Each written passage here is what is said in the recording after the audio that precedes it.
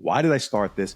Why am I doing this? And when you don't want to get up in the morning and you don't want to go, or it's getting late at night and you had to work a little bit late and you still didn't get to the gym yet, why did I start this goal of coming to the gym? Why did I start this goal of the health and wellness journey? On those days where you don't have that exciting motivation that you did January 2nd, go back to why. It's a great hack that I use all the time in a lot of things I do in business and in life.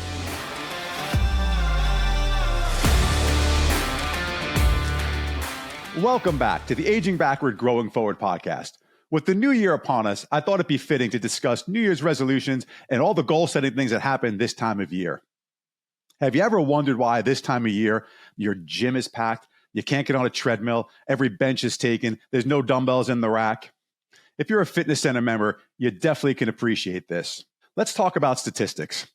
According to Forbes, nearly 50% of New Year's resolutions are to improve fitness. So it is no doubt that 15% of gym memberships increase in the month of January. Another great statistic is within 2 weeks, 25% of those people disappear. And within the month of February, not even a month and a half later, 80% of those new members and existing members fall off. So let's get to the heart of the matter here. Why is it that when people start this journey to do something new, and let's talk about, we'll stick with fitness for this because it is the big one. Why is it that so many people quit so quickly? So it really comes back to habits and discipline. So when you think about it, most people set their goals. A lot of people this time of year, they're going to start writing down their goals. They're going to put out what I want to achieve in 2024. And that's a great practice, by the way. In fact, I do it myself. You set out all these things you want to achieve. You put them down on paper. And then hopefully it doesn't wind up in a book you never open again, or hopefully it doesn't wind up under some kind of desk pile of papers. And traditionally, that is what happens to this stuff. When it comes to exercise and fitness, if you're a new exerciser, one of the challenges usually is you're coming into something new, you're sweating, it's inconvenient, it's not part of your usual regimen, you get sore after your first couple of workouts sometimes, and quite frankly, it's not very motivating after a week or two. You're like, gosh, I don't feel great, and I'm not seeing the results yet, right? Because remember, with exercise and fitness, when you're working out, there's this lag period of when you actually do something and when you actually see something. So having patience and that persistence is such a critical factor in the psychology of getting started on an exercise and fitness wellness type journey. So when you join a gym, it's no wonder that 6 weeks later, most people disappear because they've had enough. They didn't see anything yet. The scale may have not have changed and looking at the scale, but maybe they put on muscle and lost fat, but they haven't seen enough of that yet. So they lose the motivation. The discipline hasn't been put into a habit yet. And we're going to talk about that as well. So the obvious happens. Now, some people will get a great result quickly. Hopefully they have, maybe their body type. If you're a former exerciser, that if you stick with it this time, it's going to work because you've seen the results from past times, maybe years ago when you were younger. So the critical thing to remember is to create a habit that becomes a discipline. There's actually a great book about this. It's called Atomic Habits. It's really gotten popular in the last year. We'll put a link to, maybe we can find this on Amazon. But I've read this book and I thought, wow, this is just awesome because there's so many great tidbits about how to create habits so they become a discipline. So there's the adage, you may have heard this adage, motivation will get you started, but discipline will get you finished. And in between there is creating habits. And that's what it is. So you have to be disciplined to form this habit that becomes like things you normally do, like brushing your teeth before you go to bed, or waking up and taking a shower, whatever you do normally that just seems like it's not even a thought anymore. That's an atomic habit. You've made it so convenient or so important that you don't think anymore. It's on autopilot. And when it comes to health and fitness and working out, that is really what has to happen. It has to become autopilot. So it's something you never want to miss. You won't miss it. In order to do so, what the book talks about, which I think is fantastic, is it gives you ideas, simple concepts to implement that will allow for you to have a habit form. Things like making it so there's no distraction to what you want to do, taking out obstacles out of your way. So if you've got to work out and you want to work out in the morning, you're going to have to wake up a half hour earlier because the obstacle of I don't have time, that's the objection, right? I don't have time to do this. I've got to get to work. I've got to get to school, whatever it might be. You've got to create it so it's allowable. Also, making it convenient, like keeping your sneakers right outside at front of your bed. Little subtle things. I mean, it's silly. Some of these things they seem silly when we're talking about it, but actually they work really well. They also talk about starting in small increments, just going to the gym and getting there and exercising, and maybe it's just 15 minutes or 10 minutes. And Don Saladino and I talked about this, a little bit in our earlier podcast, but it holds true today. Getting acclimated to exercising is part of a process. So if you come in there and you're going to bang out an hour and a half of training, your enthusiasm is incredible, and I applaud it, but it may actually work against you for the long-term goal. Because if you overtrain, you get overexhausted again, and you're like, oh God, this is a really long time. I don't have this much time. Start small. When you're creating the habit of exercise and you're putting this into your program, whether you're working out at home or you're working out in a fitness center or whatever your modality is, start small and grow into it and be realistic about that. You still have the goal of what you want to do, lose 10 pounds, or, you see these numbers all the time. And I would talk about lean body mass. So I would say lose 5% body fat, right? That would be my goal for you. But a lot of people like to use these weight calculations. That's fine. Whatever your goal is, 2 sizes smaller on my waist pants, whatever it is, put that goal out there, but then make the steps, create the plan, and you got to follow the plan. But that really comes down to doing the things that make it convenient for you. If getting to a fitness center because it's, a 40-minute drive doesn't work, you got to figure something else out, because eventually you're going to be like, well, this is not convenient. So you got to find, maybe a fitness center that's closer to your work or on the way to school or whatever works for you. If you're in college, if it's on campus, is it a fitness center there? Do I have to work out at home? Is a home workout? I will tell you this one thing about where to work out, because I get this question all the time. Oh yeah, should I buy some home equipment? I want to put a treadmill in my house, or should I get this, this particular, weight stack machine? My advice is usually join a fitness center. I've been in the fitness industry a very long time, and not just owning and operating, but as an exerciser and an enthusiast, I will tell you, it takes a substantially motivated person to work out at home, because you think it's more convenient, but it's more distracting. All the distractions at home are still there. The phone will ring, the doorbell, the dog, people, family walking. It's not your time anymore. So if you make exercise and fitness, a specific time for you, that it's your time, it's the me time. And again, this is the one time in your life you want to be just about you, right? And because you need that for your health. If you carve out that box, it's great to go somewhere to do it, because there's no distraction. You go to a fitness center, you're there for one reason. You're there to work out. You walk in those doors and it's all about you, and it's all about that exercise time. And by the way, you've got like a litany more of things you could do. I mean, there's a potpourri of more options when you're in a fitness center, as well as there's a lot of resources inside of these gyms usually as well. Great trainers, coaches, people that are there to help. So I encourage you, if you're going to take this on, it is great to join a gym, but use the resources that are there. But it's got to be convenient, right? So, most people statistically say, it's got to be within a 10 to 15 minute drive time. That's like, 7 minutes is even better. But if you're in a rural place and the closest gym is 30 minutes away, well, then how committed are you? Get there, go and do it. I will tell you though, that once you go to a place specific for that, it'll become like your second home. It'll become your getaway. And that's what we want. You want that kind of that conviction to happen with that type of place in your mind. So once you choose where you're going to exercise, that modality of training, understand that it takes up to 3 months to truly form a habit so that's going to stick. So you have to be really patient, and you have to set your expectations accordingly. You can't expect that you're going to have your results in 30 days or 2 weeks. And believe me, we've heard people that say this when they've come to join gyms. You've got to understand that this is going to be a period of time, and then it doesn't last forever. So you've got to continue to do it. So if you think, hey, I'm going to do this and I'm going to lose 10 pounds, or I'm going to get down 2 pant sizes, or I'm going to put a couple inches on my arms and I'm going to stop and it's going to stay. That's not how the human body works, right? We're adaptive creatures. So we are, based on the stimulus given to us, is how our body will react to that.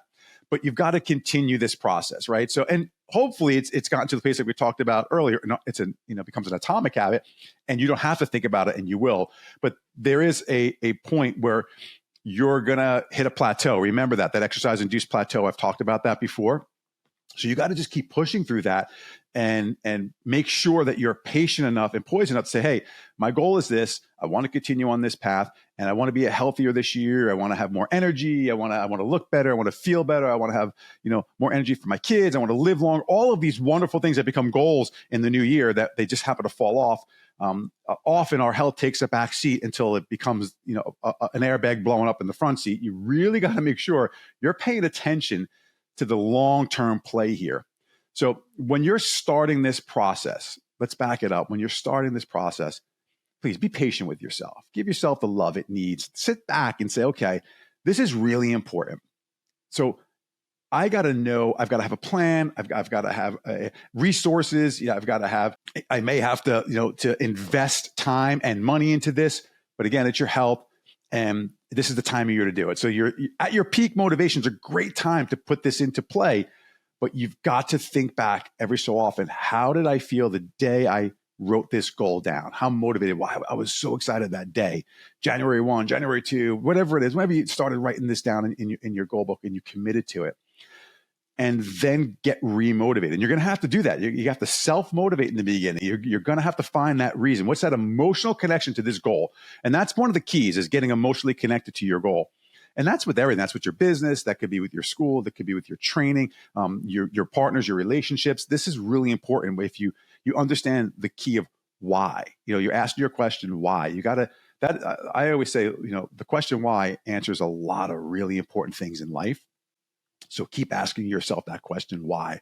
Why did I start this? Why am I doing this? And when you don't want to get up in the morning and you don't want to go, or it's getting late at night and you had to work a little bit late and you still didn't get to the gym yet, you got to remember, you say to yourself, why did I start this goal of coming to the gym? Why did I start this goal of the health and wellness journey?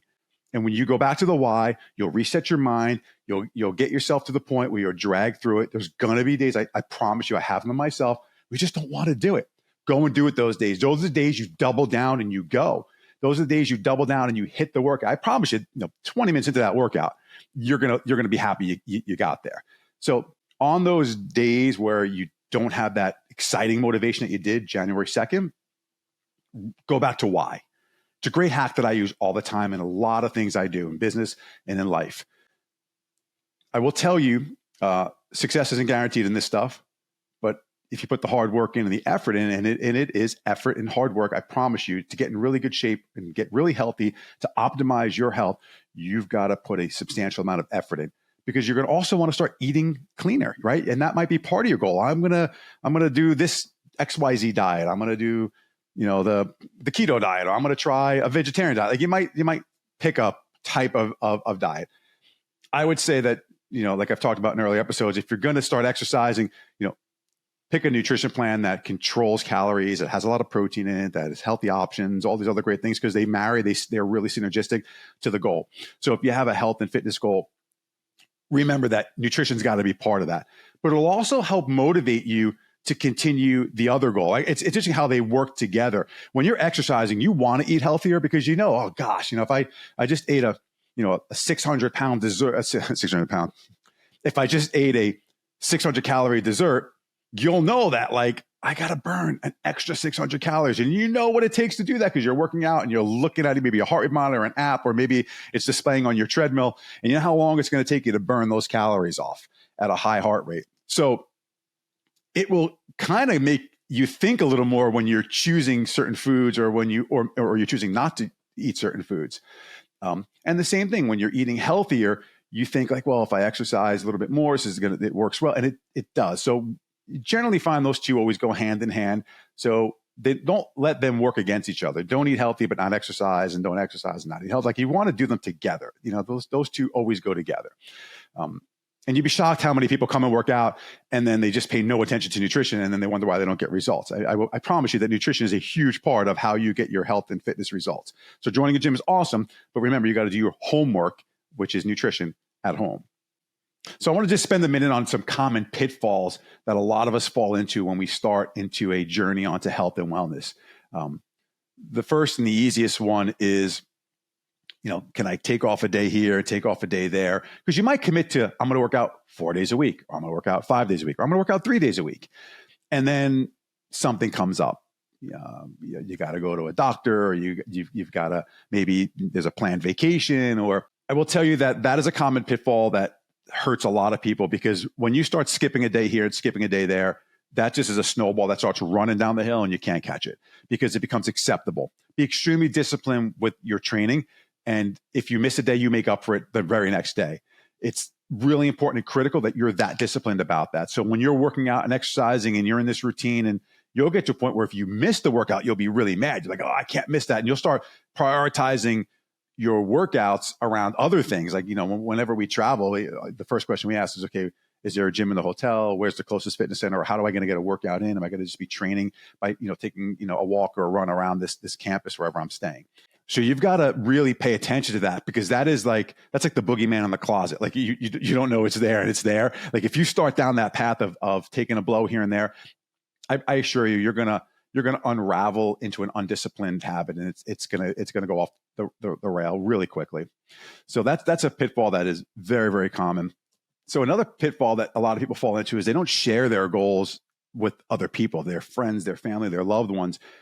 And that's a really good idea, because they'll support you and they'll keep you accountable in some cases, and they also won't intrude on that time. If they know that, oh yeah, at 7 or 8 a.m., Tom's in the gym or Mary's, doing her cycling, I'm not going to, ask to do something with them at that time, or I'm not going to, interrupt that time, because I know it's so important to them in their goal. If they value you and they value your health, which I'm sure your loved ones do, they'll make you accountable. They'll remind you, oh, by the way, isn't this your workout time? Like, aren't you supposed to be at the gym now? And that's awesome. Like, and you got to love that. Like, don't get mad about that. Don't find that annoying. That's someone saying, oh yeah, you're right. So your people around you, your circle of influence, can actually really be helpful towards your goal. So a pitfall is not sharing this with anyone. Share it. Share your goal with people that are around you.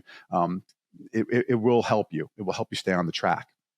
And tertiary to that pitfall is kind of in the same realm. It's a pitfall of the people that you surround yourself with. If you're surrounding yourself with very unhealthy people that don't like to exercise, maybe like to drink and they smoke, that's a challenge as well. So if you're spending time with people who don't have a shared goal for health, odds are you're going to constantly be in an environment that will put you in a place where you will make unhealthy choices.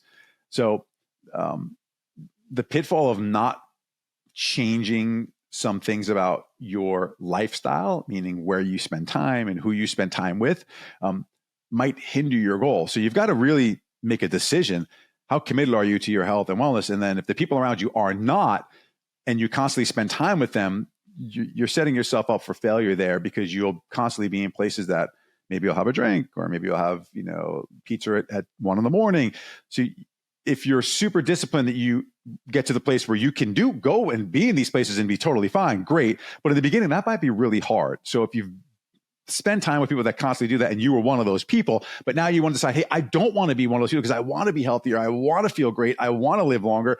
I don't want to drop dead of a heart attack. Going to use some real amped up kind of examples here. Sorry about that. But if you recognize the importance of your goal, you should be able to separate yourself from that down the road. But in the beginning, you might have to separate yourself from the people and the environments that put you in places to make bad choices. And that might be just a simple step in part of the process.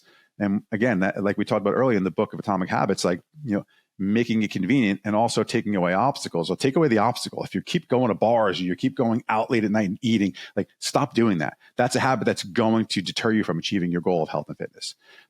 So yeah, socially things might change a little bit for you in the beginning, but I assure you the long-term benefit is much greater than, a pizza at 1 a.m. So let's talk about a few tactics that will actually help you stay on the path.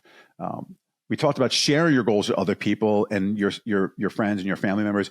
It's actually great to have a partner, a workout partner, someone that you kind of is doing the same thing that you are. They don't feel like doing it, you do, you motivate them. You don't feel like doing it, they do, they motivate you. So it's nice to have a partner in the health and fitness goal. It really is, whether it's your spouse, it's your significant other, boyfriend, girlfriend, family member, sibling, child. I work out with my son when he's home from break. It's awesome.